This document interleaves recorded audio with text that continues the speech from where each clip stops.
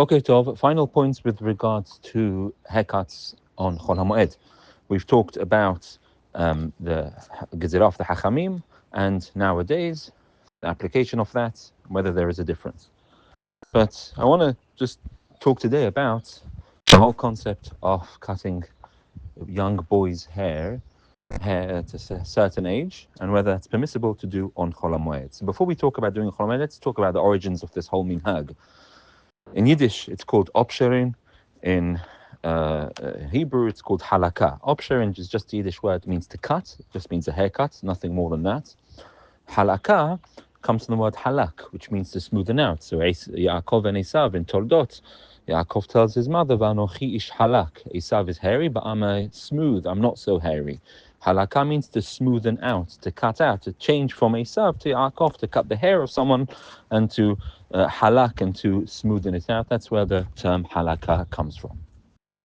Now, what's the origins of this minhag that people have, that they cut their child's hair, the young boy's hair at a specific age, sometimes in specific places? Where does this all come from? So to the best of my knowledge, the very first source of this is mentioned in the Radbaz, Rabbi David ben Zimra from Egypt, about 450 years ago.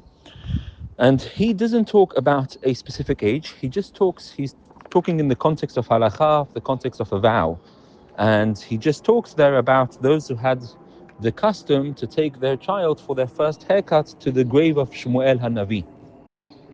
And he talks there in relation to whether a neder, a vow, and so on and so forth. But no mention there is made at what age it needs to be done, and any other details with regards to that.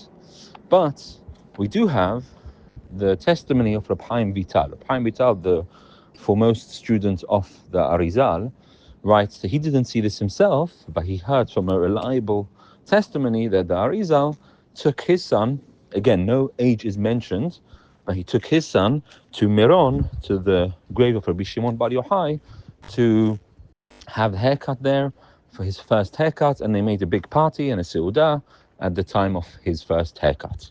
So those are the first mekorot for this custom. Again, no specific age is mentioned, but the concept of taking the child for his first haircut to a grave, either Shmuel HaNavi or Bishon Bar Yochai, is mentioned about 450, 500 years ago. And the idea behind this is quite simple, obviously, is that we want to educate the child, mitzvah of chinuch, like we do many things. When the child's able, we teach him how to read Hebrew and to say certain pesukim. And also we want to teach him the mitzvah of peot harosh, of leaving the corners of the head. And so we want to educate the child for this first mitzvah, do the mitzvah of chinuch, and show him we're cutting your hair off, but we're leaving the peot, we're leaving your corners of your head to fulfill this mitzvah. And because it's the first time he's doing this mitzvah, it developed to do it at the kever, at the grave of a holy person, to have some kind of hashpa'ah, some kind of influence upon the person. The minhag of doing it at 3 years old is written in the Hatam Sofer. Hatam Sofer, Moshe Sofer, from 200 years ago. He writes that the concept comes because we find in the Torah orla, that you're not allowed, when you plant a fruit tree, you can't have its fruit for the first 3 years. But from the third year onwards, the fruit becomes holy and you can have the fruit.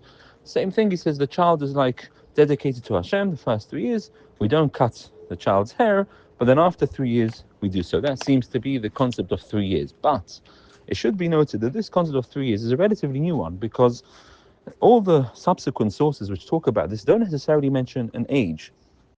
So the Sha'arei Teshuvah from, again, 150, 200 years ago, he writes that you do a special seudah on the day when you have your child's first haircut, but no mention of a specific age. In fact, the Keter Shem Tov, Rabbi Shem Tov Gagin, writes that the minhag which he saw in Israel was to do it at 4 years old, and that also ties in with the concept of orla, because orla, although after 3 years you can have the fruit, but you have to have the fruit in a specific place. So, and that's maybe where the minhag of 4 years comes from. In any case, this is a relatively recent minhag.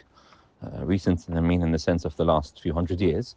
And the idea of doing it specifically at 3 years old is an even newer minhag. But if communities have that custom, they continue it. To the best of my knowledge, the Sfaradim, at least from Syria, didn't have this minhag at all, and neither in Iraq had this minhag at all. But it's a nice thing to do if people want to do it, but there's no obligation to do it, and they don't have to cut the hair at 3 years. You can cut it before if you need to, you can cut it after if you need to, and so on.